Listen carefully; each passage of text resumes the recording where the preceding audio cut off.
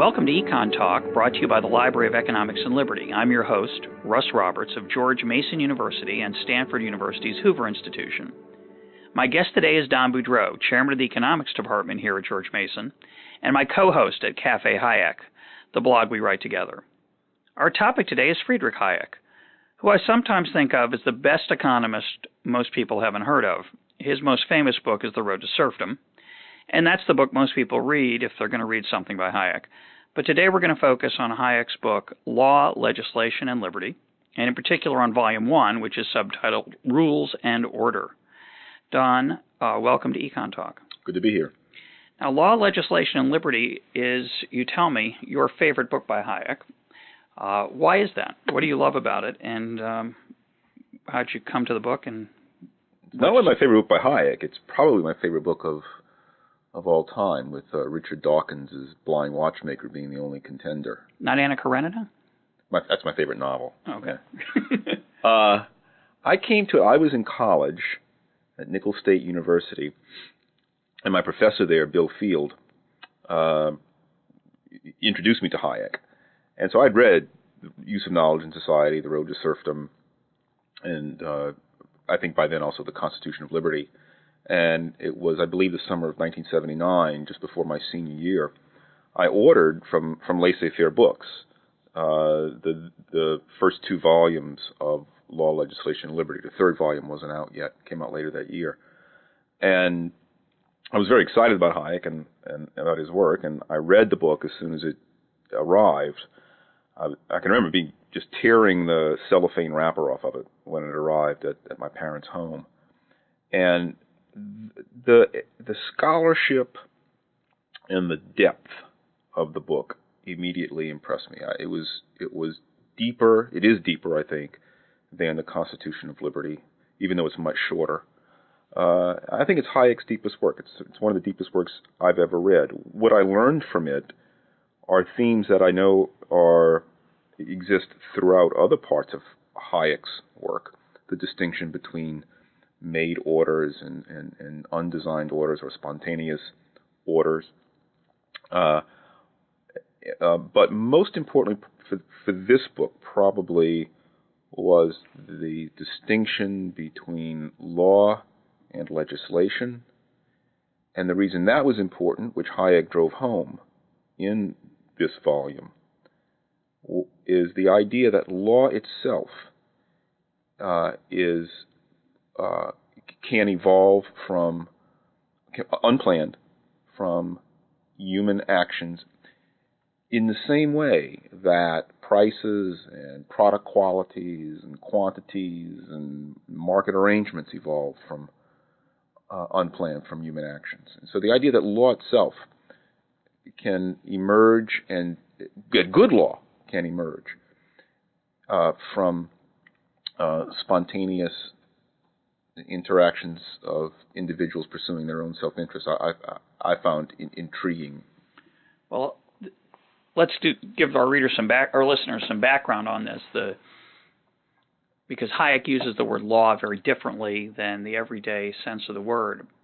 But to start with the background, let's talk about that distinction that Hayek talks about in Chapter 2 of the book, which is the distinction between different kinds of order. So he actually, in his initial discussion of it, distinguishes between made order and grown order, a more organic, emergent concept, which he then calls spontaneous order. And it's not the greatest phrase. One of the insights of Hayek, I think, is that we don't really have a language to talk about this type of order. But we all know what a made order is. A made order is you rake your yard and the leaves are cleaned up, and you impose that order on your yard. You hire people for your organization. You design something. That's a made order. But a grown order or a spontaneous order or an emergent order is very different and not so intuitive. Talk about what Hayek means by that kind of order. It's a layered concept. There are different layers of insight that I at least see in Hayek's discussion of the order. Of course, it involves the kind of thing that Adam Smith spoke about, just unplanned. It's not from the benevolence of the butcher, the brewer, the baker that we expect our meal, but from their regard to their own self-interest. You get an order, people get fed, no one intends it. It's kind of nice to think about. When you say no one intends it, obviously the butcher intends to sell you food, right? But the prevalence of food and its regular availability, in a city, say, or in a marketplace, is not planned by anyone. There's no meat czar who gets up every day and says, "Okay, how are we going to make sure there's enough meat in the city?" Indeed, and even the principal intention that drives the butcher, the brewer, and the baker is not to feed the city. It's to make money. It's to earn an income for themselves. Obviously, at the point of sale, they understand what they're doing, and I think intentions can be multidimensional and complex. But they're not driven to become butchers, bakers, and brewers because they want to help society. It's the way they make a living. But anyway, Smith knew that, and a lot of other people knew that. Hayek certainly understood and appreciated that. But the idea of a spontaneous order goes more deeply. And I think Hayek first worked out this idea in his 1962 essay called Kinds of Order in Society, where he distinguished between made orders and spontaneous orders. And a made order, like a firm or a government bureaucracy, has a purpose. Mm-hmm. That purpose may change. It may be very difficult to enforce that purpose, but it has a purpose. A spontaneous order, as an order itself, has no purpose. There's no purpose to society itself. The U.S. economy does not aim toward a specific purpose. It is an order of individuals, each with their own purposes. We can discuss, and there's some meaning to it, to say that, well, in a good spontaneous order, the ability of the individuals within that order to achieve their goals, however they define those goals, is maximized. But the society itself, the spontaneous order itself, does not have an articulable, identifiable goal toward which it aims in the same way that a firm or a university or a government bureaucracy has a goal. And the words that we're using here, goal, purpose, we're really talking, I think, about the conscious intention of the leader of that organization or firm or entity. That's right. So I think one of the confusions that we have about spontaneous order, when we think of, for example, markets often act as if they have a purpose. For example, if we put a tax on a market, on the market for gasoline, buyers and sellers will evade that tax in all kinds of creative ways. The most obvious way being they'll transact fewer gallons of gasoline between each other.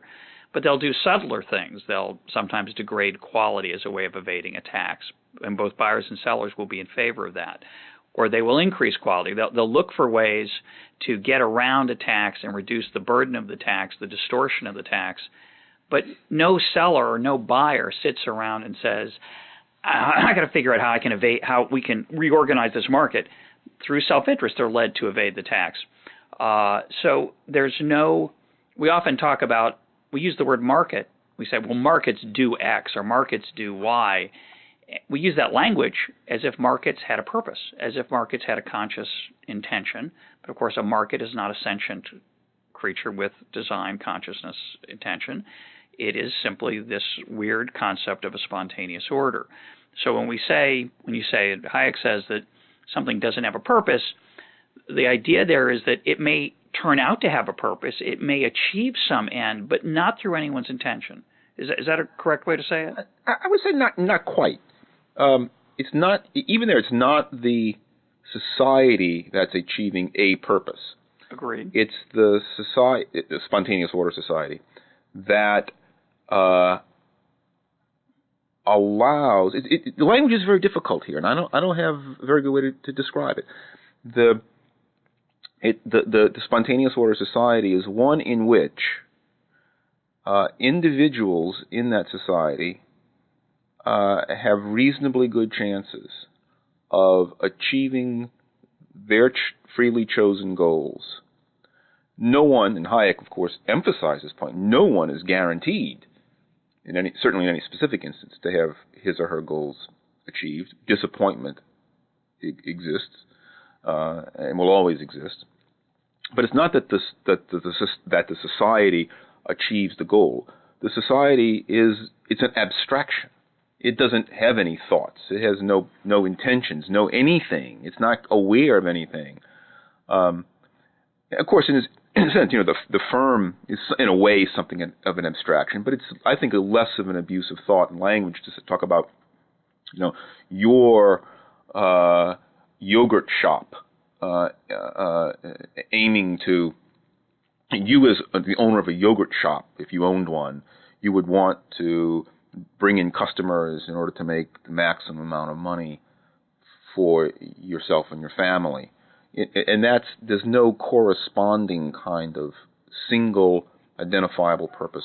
No, I understand that, but the point I'm trying to make here, maybe it's confusing. Maybe the language maybe is it's wrong. Let me try to say it again. The market for bagels acts each day to provide bagels for. Acts is not the right word because it's not intentional. The market, here's where the language problem arises. Let me try to word it differently. In Washington, D.C., if I wake up in the morning, I'm pretty confident, extremely confident, that I can find a bagel nearby or a cup of coffee nearby. No one's in charge of that, the immense coordination that's necessary to provide the availability of those two goods at reasonable prices. And yet I can wake up in the morning without anxiety that I'm going to walk into my corner store and find those things. No one intends that widespread availability. It is achieved through the uncoordinated actions of individuals. But as social scientists, as economists, looking at it, we often in the classroom say, and I want to criticize this idea, but we, as a shorthand, we say, oh, the market makes sure that there are plenty of bagels, plenty of coffee. Now, there is no such thing. As you say, it's an abstraction, but I think that's a very common language that we use. And I think one of the insights of Hayek is that something much deeper is going on. We're imposing on that phenomenon our intuition from other places where intention leads to results. Here there is no intention, and yet the result emerges. And so we fall back on this more intentional language. But the way I understand the spontaneous order of the availability of coffee and high-quality coffee nearby at reasonable prices, the way I understand that is that it emerges without anyone's intention. Yes.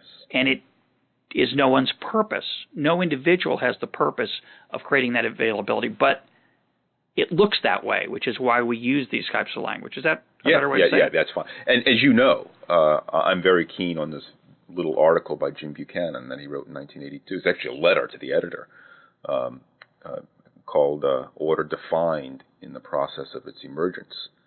And in a lot of ways, that very short letter that Buchanan wrote. It's a few hundred words, right? It's probably just 200 maybe. It's incredibly short.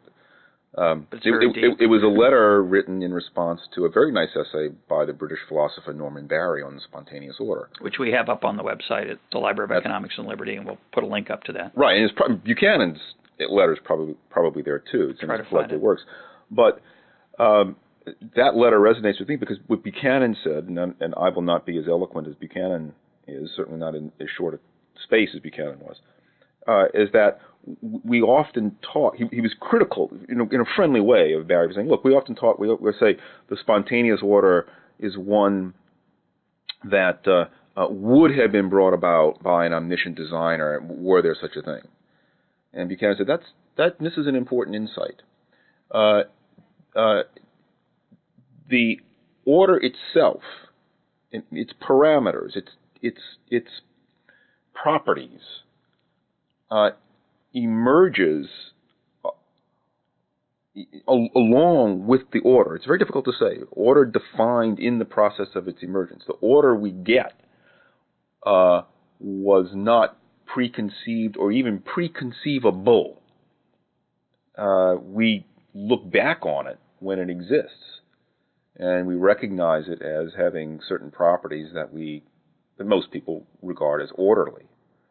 But it's not the kind of thing that a central designer, even one with omniscience and omnipotence, could have designed. It's an abusive language even to talk in that way, as Buchanan says. And I think that's, in a way, maybe even an extension of the message of Volume 1 of Hayek's Law, Legislation, and Liberty. It's a very subtle concept. I think incredibly subtle, yeah. It's really a distinction, it seems to me, between ex ante and ex post. So after the fact, it's easy to say, oh, that could have been designed had someone had all the information. One of the standard insights of spontaneous order, and Hayek especially, is that, well, no one mind could contain the sufficient information. But the information itself changes and is developed and is created as the process that makes the order goes along. There is the information that we can reconstruct at today that goes into making up this order that we see around us. That information, according to Buchanan, and I think Hayek would agree, I certainly agree, that information was not only not available to a planning mind, a centralized thinker, years ago or a month ago, whenever the right time period in the past is, it was fundamentally unavailable to that mind. That information itself was created in a very real way as the process moved on.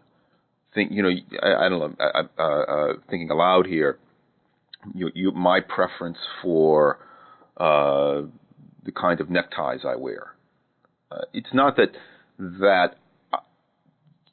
10 years ago I knew what kind of neckties I wanted to buy in 2006, but was unable to convey that in adequate detail to some central designer, planner, even if there was such a central planner. I didn't know what kind of neckties I wanted to wear. If you'd have asked me, I may have given an answer, but it'd be very different probably from the kind of things I actually choose today. It is very subtle, and I never feel quite confident in explaining about it. This insight really is embedded in the use of knowledge in society. Yeah. An article also on our site that we'll put up, but in that article he tries to talk about the different kinds of knowledge. That there are kinds of knowledge such as the capital of Japan, the population of a city, what's the average temperature in a particular place in the month of February. But most of the important knowledge that creates civilization is not of that kind. It's much subtler, can't be looked up, and emerges. The knowledge itself, as you're pointing out, emerges under the it emerges as the structure of incentives change, is the way I like to think about it. So if price goes up and you look for substitutes for a particular product in your life, or if a manufacturer who has an input, a raw material that gets more expensive and looks for substitutes, it's easy to say, oh, well, you just find things that are alternatives. But in advance of that change in price, we might not be able to specify how we would respond to those changes. Once we're confronted with that price change, the knowledge itself emerges. It's not something you can look up in a book. That's right. It's much subtler, and as a result, you're right, it's much more than just, it's dispersed. The knowledge is dispersed. It's not even in existence yet. And I think the Buchanan insight there is the subtlety of that insight, and it's not obvious, and it's very important. Yeah, and it's. I mean, maybe in a way this is sort of a cop out, but I think it's the kind of insight that is certainly worth grasping. But unlike a lot of more shallow insights, you don't. At least not someone of ordinary intelligence like myself. I don't grasp it immediately. I read it and I reflect on it. And I go back and read it again. But I think it's really deep, and I think it's really worthwhile to reflect on that insight, which is, again, in a way, it's very much a brilliant summary of this first volume of Hayek's book. And we should say one more thing about these spontaneous orders. Well, at least one more thing, maybe a few more things about these emergent, grown, organic, spontaneous orders before we move on to the distinction between law and legislation. And that is this. Hayek often uses the phrase, which comes from Adam Ferguson, a predecessor of Adam Smith, things that are order or things or institutions or phenomena that are the result of human action but not human design. And all the examples we've been talking about so far fall into that category, things that are the result of human action. They definitely come from people interacting, but not of human design, not of someone intending them, not of someone having that purpose. And I find that language was very helpful to me in understanding the concept of spontaneous order. Ferguson was actually talking about, I think, cultural and governmental institutions, mm-hmm. but Hayek uses it often to apply to any kind of spontaneous order. Mm-hmm. Yeah, I like that language as well, and I do think the notion that something can be both the result of human action but not of human design, the failure to grasp that notion is responsible for an enormous amount of intellectual confusion in the world. And frankly, it goes straight to this distinction that Hayek makes between law and legislation. And I think, we have that intuition from our individual lives that everything that is that we observe around us often is the product of our design. So, for example, if you want to have a neat house, it doesn't clean itself up. You've got to go and clean the house up yourself. You got to do the dishes. They don't do themselves. They're not. Your dishes are not self-organizing. They don't clean themselves and put themselves away. Although a dishwasher certainly makes it a lot easier. But it might be useful to our listeners to hear a few examples of this. Because it is so unintuitive. One example. The language is the obvious example. Yeah, language. No one decided that Google is a verb, right? But it's a verb, and it's the fact that Google is a verb. That if I say I Googled you the other day, Don, and I saw this reference to your work, everybody understands that what I mean. No one decreed, no individual, no committee decreed that, but we, as the users of the English language, have in some dimension. We've not decreed it because that implies some sort of intentionality or purpose, but we have caused it to happen mm-hmm. through our individual actions. Other words have not survived or become obsolete or obscure. In an essay I have at the Library of Economics and Liberty, I talk about traffic as an obvious example of this, or the price of houses, mm-hmm. A more standard market-based phenomenon. No one decides what the price of a house is in Washington, D.C. versus the price of a house in Peoria, Illinois, but there's an orderliness to a predictability of their differences. Clearly, the price of housing is caused by humans, but it's not caused by the owner of the house. And we have an inevitable presumption from the rest of our lives that anything we observe that is orderly must have been intended by someone. And as you point out, it's a very destructive and dangerous presumption. It's not true. Yeah, on the housing price thing, incidentally, it is true in any individual circumstance. A homeowner can, of course, choose to sell a house at any price below market value. Can try to sell it above, but they won't. But they can choose to sell it. I could sell my house for $10 if I want. I won't, of course. Very few people would. But I think the fact that people, each of the millions of homeowners could intentionally choose to sell the home at a price lower than the current market value reinforces the idea that these prices are determined by people, because a buyer agrees to a certain price consciously, the seller agrees to a certain price, but the important thing, the market value of the house is not anyone's intention. I can agree to sell my house for $100. That doesn't change the market value of my house. There's a certain market value to my house. The maximum amount. Right. Allowing buyers and sellers to compete, to freely contract for houses, and the fact that buyers want to get best deals possible and sellers want to get best deals possible brings about prices that we economists, most people regard as reasonably good measures of the market value, we must be careful not to confuse the actual. One way to look at it is that the prices sort of reflect the market value.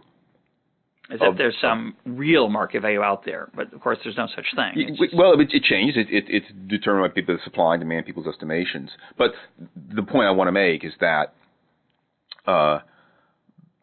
it's the market value of the houses that is the product of spontaneous ordering forces. It's an example of a spontaneous order. The fact that you can choose to sell your house at a price lower than that doesn't change that fact. It doesn't alter the... A few people, but as you point out, few people do that. One of the reasons they don't do that is that it isn't just that they're greedy or self-interested, if you want to phrase it in a more attractive way. If you, in the Washington, D.C. area, sold your house, put your house on the market at, say, $100, you would have a very disorderly challenge, which is who to choose to buy it. There would be thousands of people. Of course, you could choose randomly. You could choose the most attractive, the tallest, the thinnest, the fattest. I mean, there'd be ways to solve that challenge, but it would be a challenge. And it's interesting, in many situations where people have deliberately, well-intentioned, set prices below market value, riots break out as people compete it's a very nice for the point. access to get at this underpriced good. Right. People are hurt. People are literally trampled in some of these settings. Yeah, it's a spontaneous disorder. Yeah. It's an unintentional disorder. Well, while we're on the housing case, I want to make one other observation for the role of competition. A lot of people like to say, as sellers of houses, well, my house is unique because it's got this garden I put in, or this porch or deck, or it's got this woodwork, or we redid the kitchen and we did a great job. So it's true, their house is like ours, but ours is unique. So we can get X dollars for it, where X is above the market. And housing is a beautiful example of in our everyday life we often forget about, where the power of competition is so unavoidable. You can imagine that your house is unique. You have a monopoly, and people say, well, I only need to find one buyer. But it's going to be very hard to find that one buyer if you charge more than the market price, if you charge more than other houses of similar quality. Incredibly, you can't define what the quality of a house is. You can try. You can say, well, it's a certain number of bedrooms, a certain number of square feet. It's got this feature, like it has a deck of this size. And yet, you really can't specify. It's an art to try to guess about what the market value of a house is. But if you price above it, you'll find out, because you won't sell your house, or you'll take a very, very long time to find the one buyer who falls in love with the kitchen that you chose, or the layout for the deck or the garden.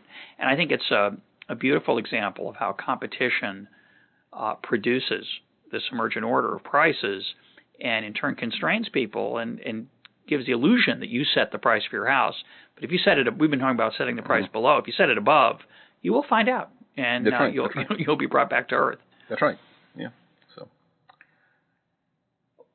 Well, let's turn to this distinction now between law and legislation, which I learned about from you, and you in turn learned about it, I think, from Hayek. I found it very puzzling at first. Don, in our casual conversations, I would say, oh, Congress passed this law the other day to do such and such, and you'd say, no, that's not law, that's legislation.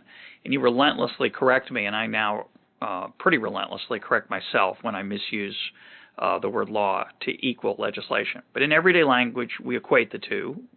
We use the words interchangeably, but you and Hayek think that's a conceptual error. Talk about that. Yeah, and before I do, I want to say we even talk about legislators as being lawmakers. That's a common way that we refer to them, and I think that's a mistake. Hayek's distinctions is a summary of a fairly deep and complex topic. Legislation are consciously designed rules that may be of general application, they may be a very specific application, but they're consciously designed rules that are enforced basically at the point of a gun by a sovereign. If you don't obey, you get shot ultimately. Law or put in jail, or but ultimately get shot, because if you resist, if you resist jail enough, you'll be shot. I guess that's true. Yeah, but it's the legislation is enforced with the threat of force, threat of violence. Law is the emergent patterns of behavior that become incorporated into most people's expectations, and that can be enforced with threats of violence, but are not necessarily enforced with threats of violence. Let me give you much of what looks like legislation is in fact law. If Congress or if the legislature merely codifies certain widely recognized patterns of expectations, that's just a codification of law. Hammurabi's Code, Hayek discusses that. Hammurabi's Code is not a piece of legislation, at least not by and large. It's a codification of existing law. But one of my favorite examples of law, and you and I have talked about this, is actually I get this from my old teacher, Randy Holcomb, who's been at Auburn University. He had the observation that you walk into a school cafeteria at lunchtime and you want a place to sit. You're a student or a faculty member, and you notice it's very crowded and there's a long line to get food. And what people do is they take their books or their backpack and they put it down on an empty chair or on the table just in front of an empty chair. And they go wait in line and they get their food, and 10 minutes later they come out, and sure enough, no one is sitting in that chair. That space is reserved for that person.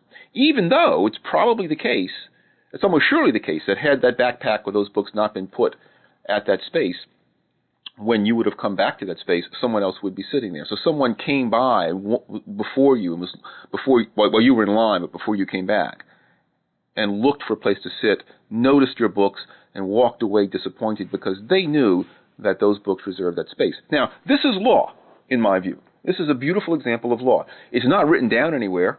You can. We're in Virginia here. I'm sure there's nothing in the Virginia statute book. There's no decision by the Virginia Supreme Court. It's not in the Virginia Constitution. There's nothing in the U.S. Code. Not in the George Mason handbook or student handbook or faculty handbook that says, books reserve places at a table. But we all recognize that pattern of behavior. And it's true, it can be violated. Laws are violated all the time. Just because a law is violated doesn't mean it's not law. But the key point here is that you have an expectation. You have an expectation. That's likely to be an accepted way to lay claim to that piece of that seat. That's right. If you put your books down, think about it. If you put your books down and you come back and you see your books moved aside and some stranger sitting there eating, it's a small thing. You probably won't make a big deal out of it. Not going to have a fist fight, but you feel that there's been some violation there. Another example, I blogged in this a while back at Cafe Hayek, are speed limits. Lawyers talk about black letter law, and there's no. What do they mean by that? Very plain, by the letter law. Without any of the nuance. Yeah, 55 mile an hour speed limit is pretty. It's literally black letter or black numeral law. So you're driving down the highway and it says 55, and the traffic is not unusually heavy. Your car's in good repair. The weather is decent, and you're driving 60 miles an hour. Are you breaking the law? Well, if you interpret law as what the legislature says, what's written down, well, you're breaking the law because it says 55. Cop pulls you over and says, you were going 60 miles an hour. And you say, well, yeah, so what? And he says, well, what part of 55 don't you understand? And, you feel, if he gives you a ticket, you feel like there's something wrong because and he knows, and he knows. The expectation is that people can drive 5, 6, 10 miles an hour. I think most of us act. Well, that's why I chose 5. You can drive 5 miles an hour over the speed limit, and you're not really breaking the law. Now, if you're going 95 miles an hour, in both cases, you're upset that you get pulled over, right. But you don't feel like you've been wronged. Correct. You've broken the law and you got caught, and so that's an example where what is written down in the clearest possible terms is not really the law is something different. The law is you can drive above that. In the case of the books and backpacks reserving cafeteria tables. Nothing's written down at all, but it's an emergent law. The most interesting, it's widely studied case that I know of something that most people would more readily call law, that emerged along these spontaneous lines, is the Lex Mercatoria, the law merchant, which finds its roots back in medieval Mediterranean era, when traders, particularly along the northern Mediterranean, began trading in Genoa and Venice, and maybe traders going down to North Africa. And all these little city-states, none of them were under a sovereign. Maybe they were under the papacy, but the Pope wasn't getting involved in enforcing these commercial contracts. And these merchants developed their own courts, and these courts were manned by merchants, and there would be disputes that would arise. Our ship would go out to sea, and the goods that were on the ship were never delivered. Maybe the boat sunk at sea in a storm. There's no good guy, bad guy here, but perhaps the buyer advanced the seller the money, so the buyer wants his money back. He didn't get his goods. The seller says, "Well, I got the money, but I lost the goods. I shipped the goods to you. They never arrived. It's not my fault. It's no one's fault. It's nature's fault. Who's right and who's wrong? You can't answer this with morality." It was answered in the merchant courts by whatever expectations developed, and these rules that emerge in these merchant courts, which were not enforced by sovereigns, and we know from research that these rules were by and large accepted and abided by, even by defendants who lost judgments. The reason they abided by them is because their reputation was of great value to them. If they didn't abide by a judgment, no king or no army would come to their hometown and rip resources from them, but they would no longer be able to participate in Mediterranean commerce. They're out of the club. They're out of the club. And so this is an example of, this merchant law is an example of very nuanced, workable law that it exists to this day. It's encoded, the core of the Uniform Commercial Code in the United States is a direct descendant of the medieval law merchant. Things have been added to it. It's been tweaked and changed a little bit to meet more modern circumstances. But the law itself, it's by and large, the Uniform Commercial Code is by and large a codification of emergent law that happened many generations ago among merchant traders who wanted nothing other than to have good, reliable, profitable commerce. Well, it's a great example. It reminds me of a modern version of that, and this might help bring out the role that expectations play, because I think that's a very subtle idea in this. And when we finish this, I want to talk about just the importance of that. But if you buy a house in America, it's a pretty painful experience. There's an enormous amount of legal activity around that experience. And when you close on your house, when you make the final exchange of the deed and the keys, and you're sitting often at a title company with your lawyers, the other side sitting with their lawyers, you sign a bunch of stuff that's incredibly detailed about who gets what and what is included with the house and what expectations you have. And yet, as detailed as that is, the range of other stuff that can happen is still enormous.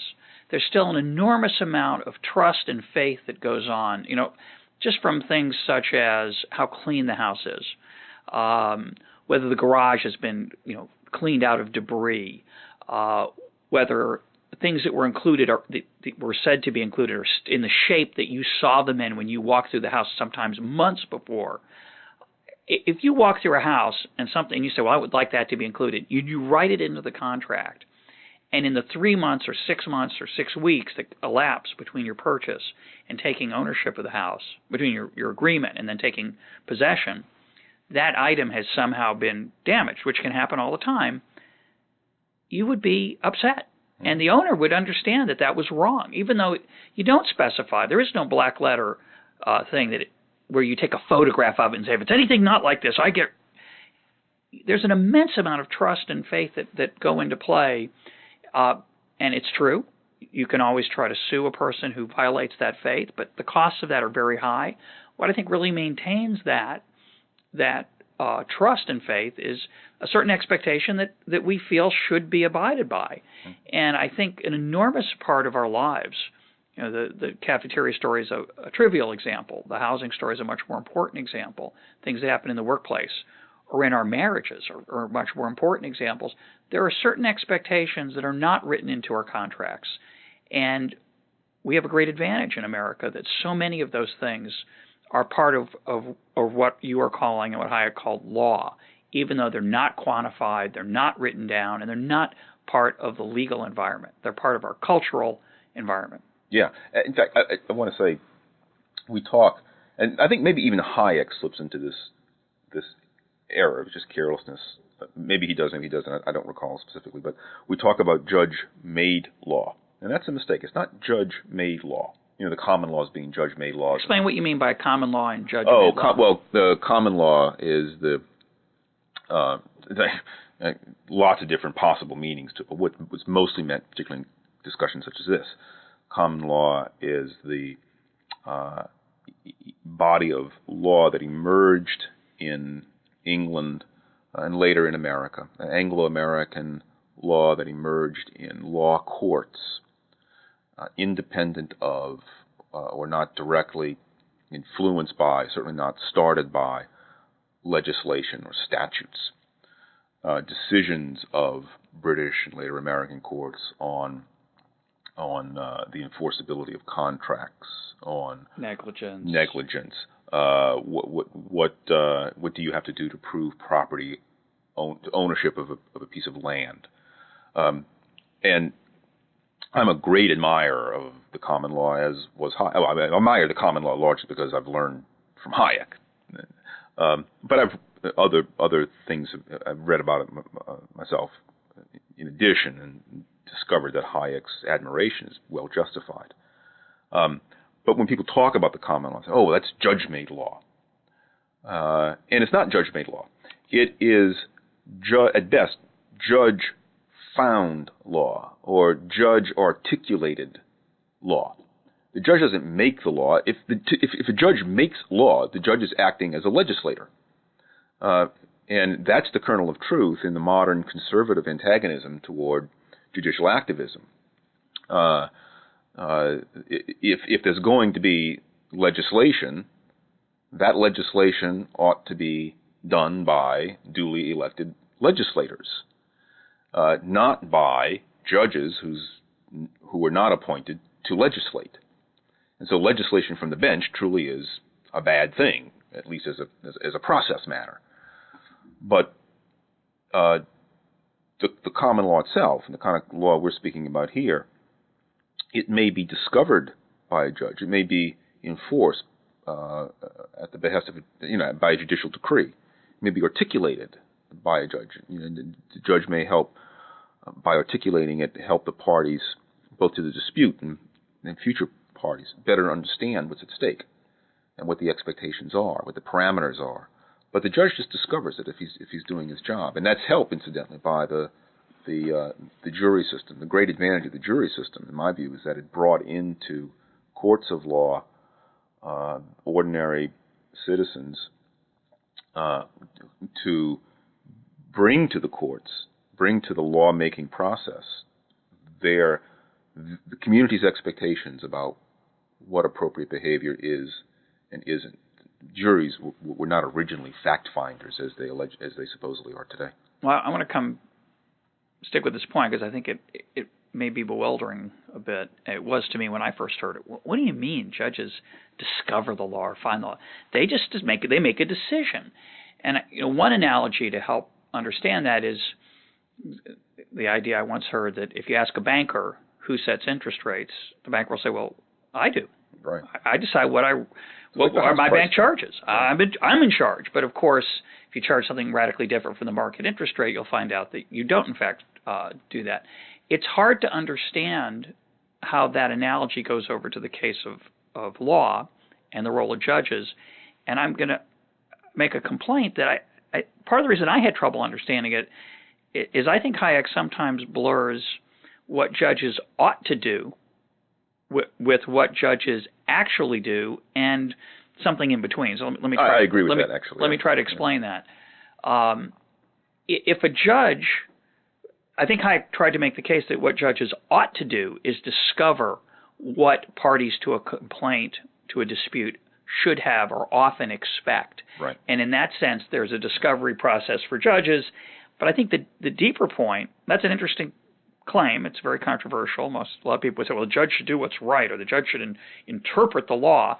But Hayek had a very strange and I think brilliant and creative understanding of what judges ought to do, which is find out what most people expect in those situations, which is devoid of morality in a certain sense.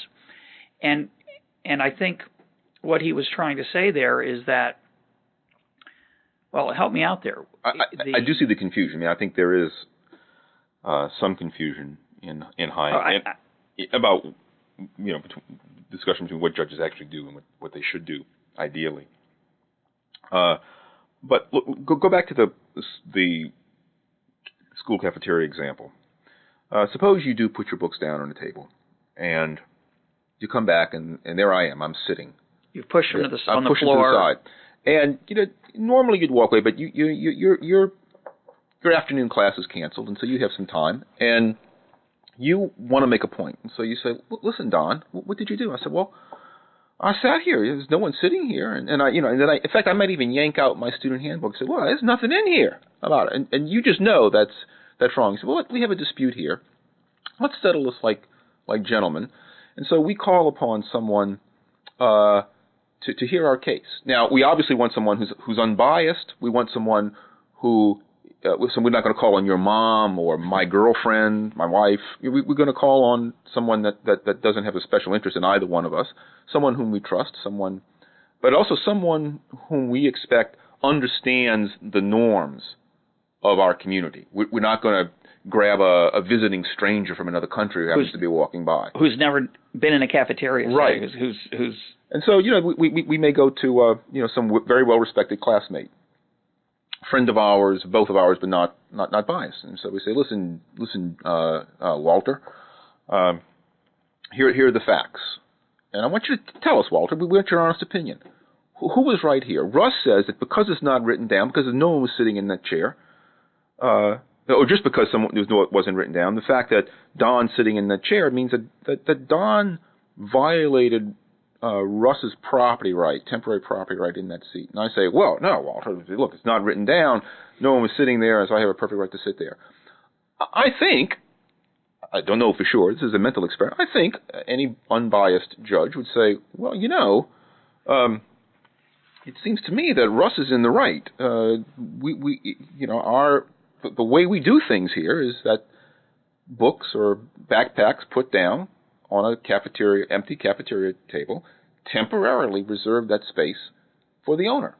Those are the expectations that we have. And so, Don, when you sat down there, you violated that expectation. You violated the law. And maybe Walter might write this down. He might write down publish his decision, what he decided, and then it looks more legal. It looks like a law. But it's not that he created it. He articulated the expectation. Now, to the extent that we look to this hypothetical Judge Walter as a law, as an oracle of the law, if he got it right, if he accurately reflected the expectations, then to the extent there's any confusion, any lack of information about what the expectations are, to the extent that we look to Walter and see what he wrote about it, then we say, that the books actually do reserve the place at the table. There'll be less conflict in the future, less of these kinds of conflicts. But suppose Walter had decided he's going to make a law. He said, well, I know it's the expectation. That's not fair. But that's right. In my view, for whatever reason, the right thing. I'm going to do the right thing. Right. If no one's sitting there, the person gets to first come, first served, the other person gets to actually sit there and push the books aside. If that's, as it is in this example, wildly at odds with the expectations that most people have, then more potential conflict emerges. Most people still have the same expectations about books reserving a place, and they honor that. Other people say, "Oh, no, look, here is in the law. Here it says right here, we can sit down there."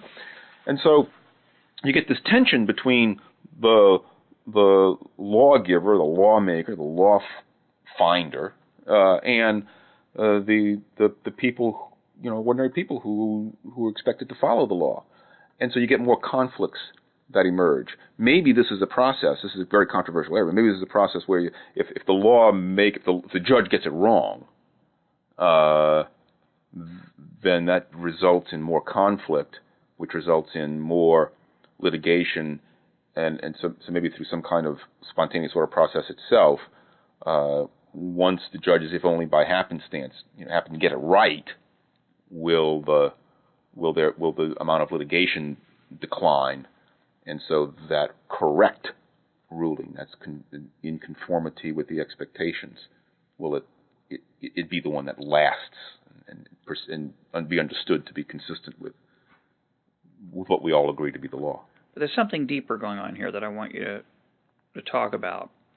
Because again, I think for most listeners, this is for me it certainly was an extremely alien and discomforting idea when you first encounter it. Because we think of laws coming down from a marble dome. It's not just that. Tell me if this is a correct interpretation. Hayek is very focused here on this, and we are in this example of having expectations met. That you can go through life. It's what we call the rule of law. Mm-hmm. That when we talk about the power of the rule of law to enhance our well-being as a nation or as an economy or as a group, we often talk about the stability that provides. The idea that the rules of the game. You don't have to constantly figure out, is this allowed, is that allowed? Because the more uncertainty there is about what's allowed and what is not allowed, the more time is devoted to discovering that, which is not productive, and the less you can do to achieve your ends and dreams and goals that we were talking about before. So we understand the virtues of not having to rediscover constantly what's going on, not having to say, oh, wait, there's a new ruling down from Judge Walter that we've got to comply with that's different than, wait a minute, so we understand that. But implicit in this discussion, it seems to me, is the idea that these expectations have something virtuous about them. Mm-hmm. They're not just, oh, well, these are the expectations and the law. The goal of a judge then is to confirm them, discover them, right, codify them as they've come to exist. I think Hayek has a deeper claim here that the expectations we have about how to interact with our fellow human beings in situations of potential dispute, property rights, merchant-buyer interaction, that those themselves emerge from a competitive process, right, and that therefore there's a virtue about them, and that a judge who confirms them isn't merely maintaining the status quo. That's right. That is a deeper point. Actually, the University of California law and economics scholar Bob Cooter, about 10 years ago in the mid-1990s, did a lot of interesting work on how decentralized actions within markets create patterns and expectations that are generally more efficient than are imposed patterns from the top. And Cooter argued that the reason the common law is so efficient is precisely because, it's a Hayekian point, is that the courts just took these expectations and formulated them into law.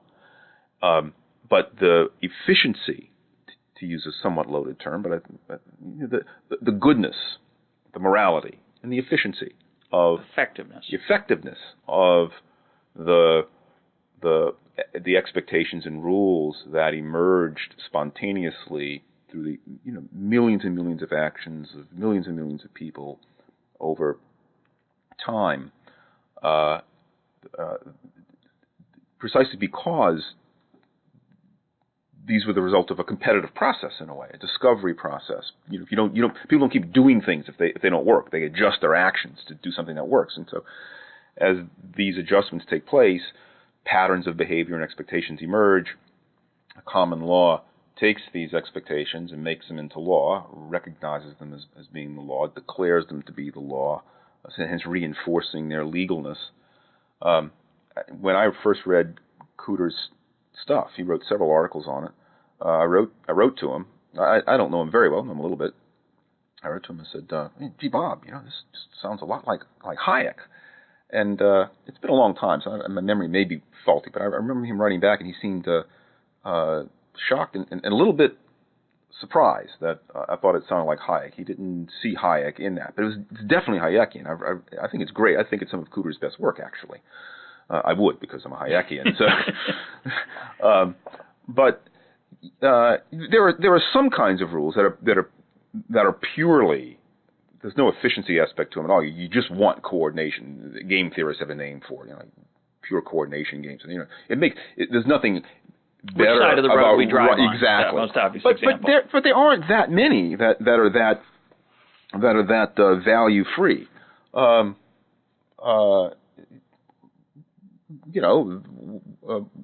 Whether or not a home buyer should expect to have the doorknobs still on the doors when he takes possession of the house. Right. It's not in the contract. But most people would regard that not only as, well, that's the expectation, but probably compared to the alternative, that's the better way to be. It's the better rule, and it became the better rule, and hence is recognized as part of the law, because the alternative would have all sorts of negative downsides. It's a kind of trite example, but if when you take possession of a house, you don't want to be running to the hardware store that night and replacing all the doorknobs. And of course, if the owner of the house who's selling it puts in some extremely fancy, ornate, unique doorknobs, you can specify it under contract. That the owner expects to take along when the house is sold, it will almost always be specified in the contract, precisely because of the hardship that would be involved and the expectations that wouldn't be the case. Anglo-American law is shot through with, and I think it's a good thing, with the reasonable person standard. And, it's saying, well, what would the reasonable person expect in these circumstances? And that's nothing other than, what are the expectations? Right. I can imagine living in a society in which everybody expects that when you take possession of a house, the doorknobs are gone. Right? It's not inconceivable. And if you're in that society, then the reasonable person expects that when they take possession of the house, there's no doorknobs on it. In our society, the reasonable person expects to have doorknobs. And if the doorknobs aren't there, the reasonable person has a cause of action against the seller. If, on the other hand, the buyer, the seller specified in the contract, I'm taking this doorknob with me when I leave, then it would be unreasonable for the buyer to expect that when he takes possession that doorknob is still there. And so, I mean, the whole reasonable person standard that exists in tort law, contract law, property law, this is all it's a monument to the idea that our law is largely built on the expectations of people, which is why, incidentally, the old saying, the very famous saying, ignorance of the law is no excuse, why that makes sense when we're talking about true law. Because you can't say, well, I didn't know I was. Let's say you really were unaware that you shouldn't rape a woman. You're just for some reason you're just bizarrely out of touch.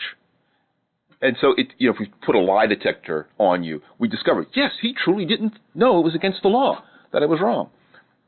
Well, absolutely not. The reasonable person doesn't go around raping women, right? That's wrong.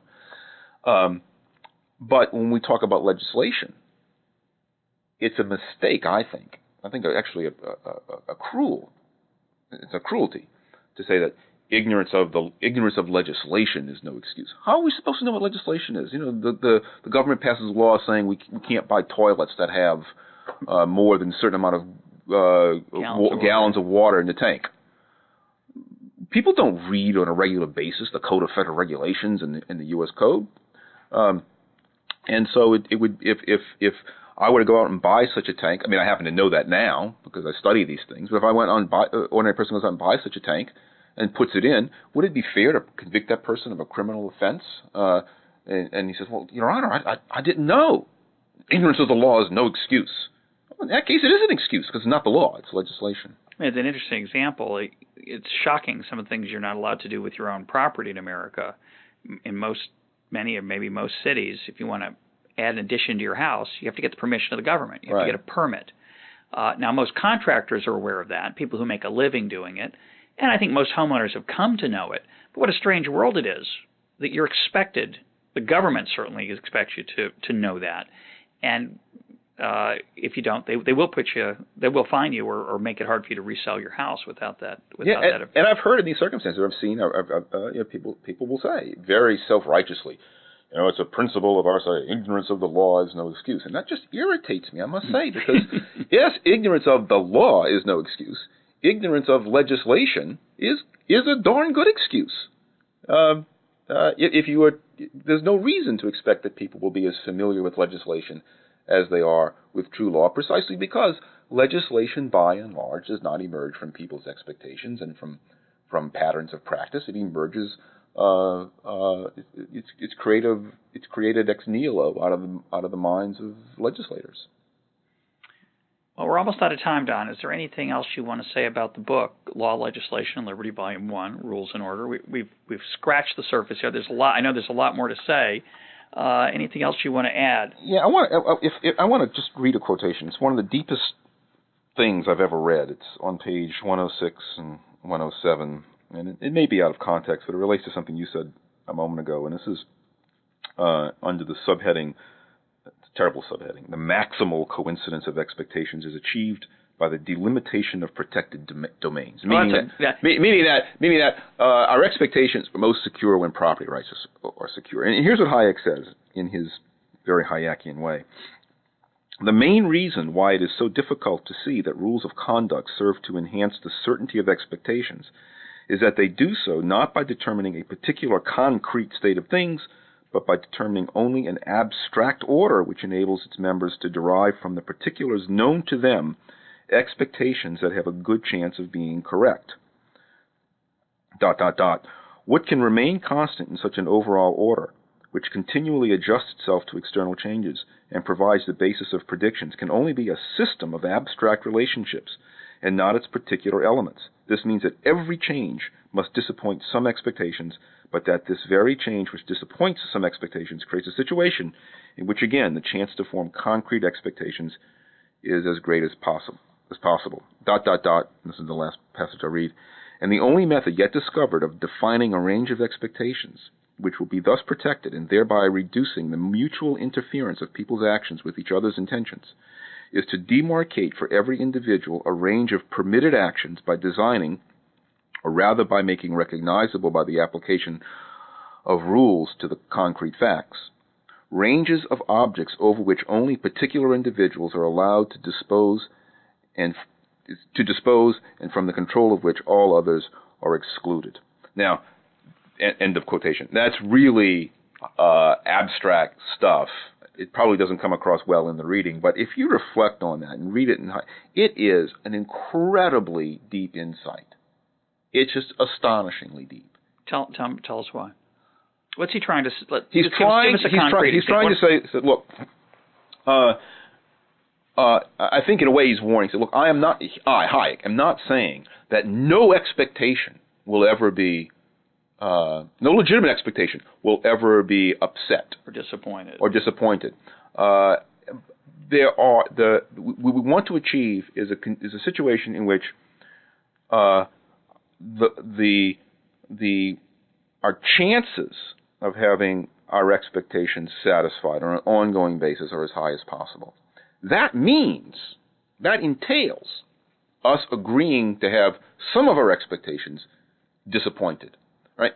You expect every morning to get a bagel at a bagel shop, okay? Now, that may mean that if the particular bagel shop that you have been patronizing. For whatever reason, consumers don't like those bagels as much as they like the bagels of a competitor. The expectation of the bagel shop owner that he remain in business or will be always in business, that has to be something that's an expectation that we have to allow to be disappointed, so that the ongoing process of keeping the bagel supply high and the quality and price reasonable will be met. It's very deep. Yeah. That's a great point. I'm glad you read that, because when you were talking earlier about the reasonable standard, what's it called, reasonable man standard? Reasonable person. Reasonable person. You don't say reasonable man anymore. Right, reasonable person. The reasonable person doesn't say reasonable man. Go ahead. There you go. What a reasonable person can expect changes. Yes. Over time. So we were talking earlier before we started this interview that I'd gone in last night with a power cord that was giving me troubles with my Apple computer, and I didn't know whether I needed a new one or a new battery or something else, and I went into the Apple store and they just gave me a new one. And I was pleasantly surprised, but I wasn't incredibly surprised. The ability to take back a garment that you buy at a shirt or a suit coat that you decide, I don't like it. And you walk back into the store you bought it in, and you say, I bought this yesterday. I realized it's not me. I don't like it. Most stores in America now take that back, and you'd be surprised if they said, well, you bought it. Caveat emptor. Yeah, right. It's over. That ability to return items is not the incredible flexibility that merchants now offer customers. You can return like months after. You can return stuff that you've worn. Mm-hmm. They're so eager for you to be happy, not because they love you, but because of competition from other stores that are doing the same thing. What's considered reasonable in that context now is very different than what was reasonable in 1950 or 1975. And that is part of the competitive evolutionary process. So I think it's an incredibly important point that, in our earlier discussion, we're talking about whether these expectations have any virtue just by the fact that they're expectations. Well, one answer is yes. They have virtue because they have evolved in competition with other expectations. But this point of Hayek's, I think, is much deeper. Because what he's saying is that the process of civilization itself depends in some dimension on the disappointment of expectations. Yes. But not too much. That's right. That's why it's subtle. Yeah. That's why I encourage listeners to certainly to read the whole book and to reflect on this book. I've read it probably 3 times, cover to cover, over the past nearly 30 years. And it's been a while. It's probably been 7 or 8 years since I've last read it, cover to cover. But every time I read it, or just dip into it, I find more there, which I think is a sign of a really profound work. My guest today has been Don Boudreaux, chair of the economics department at George Mason University, and my co-host at our blog, Cafe Hayek. And now, on to some more economics and your emails. First, I want to follow up on Don's remark about how difficult it is for any of us to keep up with the bewildering array of legislation, not law, but legislation, that comes out of Congress and our local legislatures. After I finished the interview with Don, I happened to come across a publication of the text of a speech by Milton Friedman that he gave in October of 1974. He was speaking to an audience of business people about how government regulations restrict our freedoms in ways we don't think about. And at one point, he talks about how business leaders will stay silent in the face of a restriction of freedom for fear of having their company face legal action. Now, in the quote that follows, when Friedman uses the word law, he really means legislation in the Hayekian sense. But he makes the same point Don was making earlier about the complexity of legislation. Friedman says to his audience, if you'd been head of one of those corporations, you would have gone along too. Why would you have gone along? Not because you believed it was morally justified, but because you would have been afraid of what might happen to your income tax returns, or whether your company would be slapped with an antitrust suit, or whether you'd be charged with breaking some other law. The number of laws is so great that I doubt that there's a man in this room, myself included, who could not be sent to prison if there were a sufficiently determined attempt by prosecutors to do it. There are laws we've all broken, not because we are not law-abiding, but because there are so many laws and so many that we don't know about. Now on to your email. Listener Oliver Seidel from Germany responded to Brian Kaplan's claim that Europeans have a lower standard of living than Americans. Brian mentioned that Europeans' housing is more cramped, they have less access to air conditioning, they have fewer cars, they eat less meat, and Oliver writes in part, in this week's interview, you strayed from the discrimination in labor markets to standards of living. I used to define standard of living by how old people get on average, but your cars, square feet, beef, and air conditioning got me reevaluating that position. Here are my thoughts. Germans do love their cars. They feel they're getting a much superior driving education to Americans. I know. I spent a year in the United States and hold a Massachusetts driving license. You wouldn't believe what I had to listen to when I didn't get a German one. I think Americans love the freedom to go wherever they like, while I feel the car is very much more a status symbol. Your piece on design and consumer products was talking about this distinction.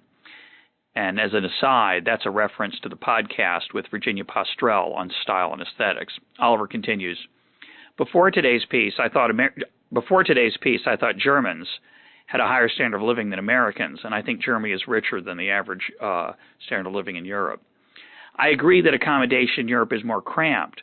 I think it's a trade-off between driving time and space. We have enough space, but the economic centers are cramped and the countryside is sparsely settled. The density is different compared to your country. I've never missed, nor has any Swede, Norwegian, or Scot, the air conditioning, but you guys were probably talking about places like Greece, which are, I completely agree, substantially poorer than the United States and could do well with air conditioning. Just as another aside, I'll mention that France suffered numerous deaths from a heat wave a few years back due to a lack of air conditioning. I don't know whether that was due to the relative expense of air conditioning in France and their lower, perhaps, standard of living, or whether that was a particularly unusually hot summer. Oliver continues, I personally am not representative of either the median American nor European. I don't much like beef. I much prefer being chauffeured to driving, and I consider space a luxury that at this time in life I'd rather trade off for savings.